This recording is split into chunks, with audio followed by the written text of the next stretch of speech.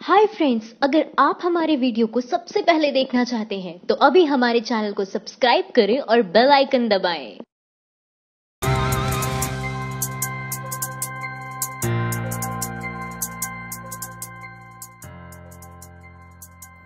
मोदी है तो मुमकिन है। 13,000 करोड़ का घोटाला करने वाला नीरव मोदी लंदन में बेखौफ घूम रहा है। पंजाब नेशनल बैंक को हजारों करोड़ का चूना लगा चुके हीरा कारोबारी नीरव मोदी बेखौफ लंदन की सड़कों पर घूम रहा है। ब्रिटिश अखबार द टेलीग्राफ का पत्रकार जब सड़कों पर टहल रहे नीरव मोदी से सवाल करता है, मगर नीरव मोदी किसी भी सवाल का जवाब देने से इनकार कर देता है। उनसे 6 सवाल पूछे जाते हैं, जैसे वह कब तक यूके में रहेगा, वह कितने पैसे का मालिक है, मगर वह कोई जवाब नहीं देता। मोदी का जवाब रहता है नो कमेंट। मोदी राज में विवेक की पत्नी को नौकरी मिल गई, लेकिन शहीद की पत्नी आज भी नौकरी के लिए भटक रही है। इन दिनों भारतीय जनता पार्टी की ज्यादातर होर्डिंग्स और बैनरों पर भारतीय सेना की तस्वीर नजर आ रही है। बीजेपी सांसद मनोज तिवारी तो खुद ही सेना की वर्दी में दिखाई दे रहे हैं। विपक्ष और राजनीतिक जानकारों का दावा है कि बीजेपी का यह सेना प्रेम लोकसभा चुनाव के मद्देनजर है। हालांकि बीजेपी इन दावों को बेबुनियाद करार देते हुए केंद्र की मोदी सरकार को सेना का हितैषी बता रही है, लेकिन सरकार को सेना के हितों की कितनी चिंता है, इसका अंदाजा इसी बात से लगाया जा सकता है कि 3 साल पहले जम्मू कश्मीर के सियाचिन में शहीद हुए कर्नाटक के लांस नायक हनुमंथप्पा के परिवार से किए गए वादे को सरकार ने अभी तक पूरा नहीं किया है। पहले कहा चोरी हो गई, अब कह रहे हैं चोरी नहीं हुई। क्या चोर लौटा गया? राफेल के दस्तावेज चिदम्बरम। मोदी सरकार के वकील ने सुप्रीम कोर्ट में राफेल से जुड़े दस्तावेज चोरी होने की बात कही थी। अब जब विपक्षी दलों की तरफ से मोदी सरकार की किरकिरी हुई थी, अटॉर्नी जनरल के वेणुगोपाल अपने बयान से पलट गए और कहा कि राफेल के दस्तावेज चोरी नहीं हुए हैं, बल्कि उसकी फोटोकॉपी की गई है। अटॉर्नी जनरल के इस बयान पर पूर्व वित्त मंत्री पी चिदम्बरम ने सोशल मीडिया पर लिखा, 13,000 करोड़ लूटकर भागने वाला नीरव मोदी 8 लाख की जैकेट पहनकर लंदन में मौज कर रहा है। मंडल।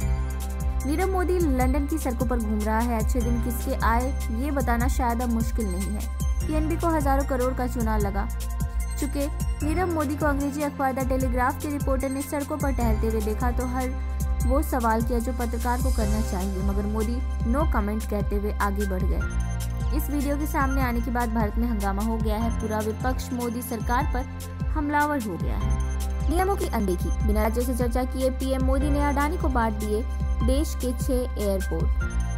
प्रधानमंत्री नरेंद्र मोदी के ऊपर आरोप लगते रहे हैं कि वो उद्योगपतियों को फायदा पहुंचाते हैं। मोदी सरकार ने अपने करीबी उद्योगपति गौतम अडानी को पिछले दिनों देश के 6 बड़े एयरपोर्ट को चलाने की जिम्मेदारी सौंप दी थी। अब नए खुलासे में यह सामने आया है कि केंद्र सरकार ने बिना किसी राज्य और जनता से पूछे बगैर ही ये एयरपोर्ट अडानी समूह को सौंप दिए।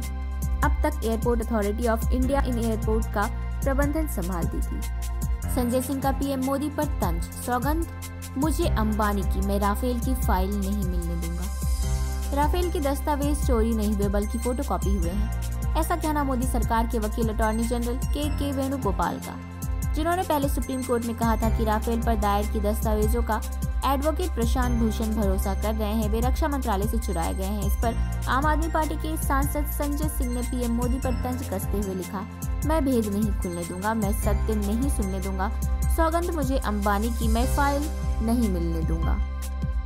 भीम आर्मी का ऐलान, रोहित वेमुला की संस्थागत हत्या करने वाली स्मृति ईरानी को संसद से जाने से रोकेंगे। बीजेपी की संसदीय दल की बैठक में ये तय हो चुका है कि एक बार फिर प्रधानमंत्री नरेंद्र मोदी वाराणसी से चुनाव लड़ेंगे। वहीं दूसरी तरफ भीम आर्मी ने जो ऐलान किया है उससे बीजेपी को मुश्किलों का सामना करना पड़ सकता है। भीम आर्मी संस्थापक चंद्रशेखर ने मोदी और स्मृति ईरानी के खिलाफ मोर्चा खोल दिया है और ऐलान किया है कि अगर स्मृति ईरानी चुनाव लड़ती है, भीम आर्मी उनके खिलाफ चुनाव लड़ेगी। पूर्व नेवी चीफ ने बीजेपी को लगाई लताड़, कहा चुनावी मकसद के लिए सैन्य कार्रवाई का इस्तेमाल न करें।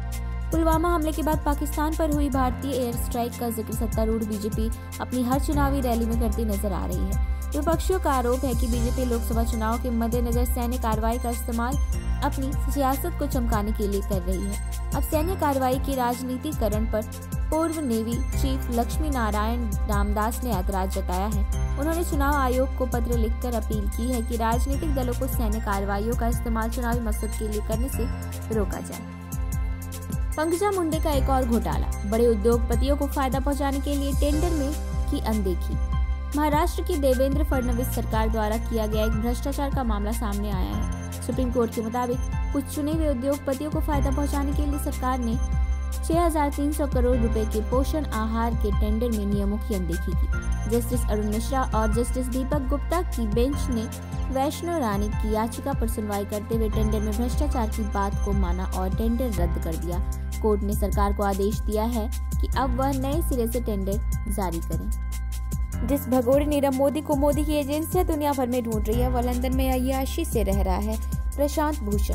केंद्र की मोदी सरकार भले ही इस बात का दावा करती हो कि वो भगोड़े नीरव मोदी को भारत वापस लाने को लेकर गंभीर है, लेकिन लंदन की सड़कों पर बेखौफ घूम रहे नीरव मोदी को देखने के बाद सरकार का यह दावा खोखला नजर आता है। नीरव मोदी का एक वीडियो सामने आया है जिसमें वह लंदन की सड़कों पर बेखौफ घूमता दिखाई दे रहा है। वीडियो में ब्रिटिश अखबार द टेलीग्राफ का एक पत्रकार उससे कुछ सवाल पूछता दिखाई दे रहा है, जिसका जवाब वह देने से इनकार कर रहा है।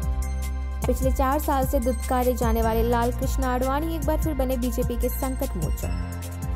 डिजिटल इंडिया का नारा देने वाली सत्ताधारी बीजेपी की आधिकारिक वेबसाइट को हैक कर लिया गया है। 5 मार्च की सुबह वेबसाइट के हैक होने के बारे में पता चला। इसके बाद से वेबसाइट डाउन हो गई और वह काम नहीं कर रही है। इंटरनेट पर www.bjp.org सर्च करने पर अंग्रेजी में वी विल बैक सून लिखा आ रहा है। हैक किए जाने के बाद वेबसाइट पर अभद्र भाषा का इस्तेमाल किया गया है। करीब सुबह 11:30 पर जब वेबसाइट खोली गई तो इसमें पीएम मोदी और जर्मनी की चांसलर एंजेला मर्केल का एक वीडियो सामने आ रहा था। नीरव मोदी वर्सेस नरेंद्र मोदी, दोनों ने देश को लूटा और खुद को कानून से ऊपर समझा। राहुल गांधी। केंद्र की मोदी सरकार भले इस बात का दावा करती हो कि वो भगोड़े नीरव मोदी को भारत वापस लाने को गंभीर है, लेकिन लंदन की सड़कों पर बेखौफ घूम रहे नीरव मोदी को देखने के बाद सरकार का यह दावा खोखला नजर आते हैं। नीरव मोदी का एक वीडियो सामने आया है जिसमें वह लंदन की सड़कों पर बेखौफ घूमता दिखाई दे रहा है। वीडियो में ब्रिटिश अखबार द टेलीग्राफ का एक पत्रकार उससे कुछ सवाल पूछता दिखाई दे रहा है, जिसका जवाब वह देने से इनकार कर रहा है। 200 गायों की मौत पर बोली सौरभ, मुस्लिमों को मारने से फुर्सत मिल जाए तो इनके भी सेवा कर लो। गाय पर राजनीति करने वाले भले ही इंसानों को कुछ न समझे, गाय को बेचने के लिए तमाम दावे करें, मगर गौशालाओं में गाय बिना चारे और इलाज के अभाव में मरने को मजबूर है। उत्तर प्रदेश के ग्रेटर नोएडा में स्थित एक गौशाला में बीते 2 महीने के दौरान 200 गाय मर गई। मामला ग्रेटर नोएडा के एकोटेक 3 इलाके की है। एबीपी ने एयर स्ट्राइक पर मोदी की लोकप्रियता बताई, लेकिन अभिनंदन को बंदी बनाए जाने पर नहीं। क्यों? सेना पर राजनीति होनी चाहिए। इस वाक्य को राजनीतिक दलों और मीडिया ने इतनी बार बोल दिया है कि अब पूरी राजनीतिक सेना पर ही केंद्रित हो चुकी है। सत्ताधारी बीजेपी तो बाकायदा पोस्टर होर्डिंग्स पर सेना की तस्वीर लगाकर वोट मांग रही है। बीजेपी नेता मीडिया के सामने और खुले मन से सेना की कार्रवाई का राजनीतिक लाभ उठाने की बात कर रहे हैं। मोदी देश को बताया आतंकी मसूद अजहर को हिंदुस्तान की जेल से छुड़ाकर पाकिस्तान किसने भेजा। लोकसभा चुनाव करीब आते ही पीएम मोदी अब ज्यादा मुखर हो गए हैं। पाकिस्तान के साथ साथ वो कांग्रेस पर जमकर हमला बोल रहे हैं। आज ग्रेटर नोएडा में पीएम मोदी ने कांग्रेस समेत सभी विपक्षियों पर निशाना साधते हुए कहा कि क्या कोई तिरंगे को मारने वाला सबूत मांग सकता है क्या कोई भारतीय सबूत मांग सकता है क्या?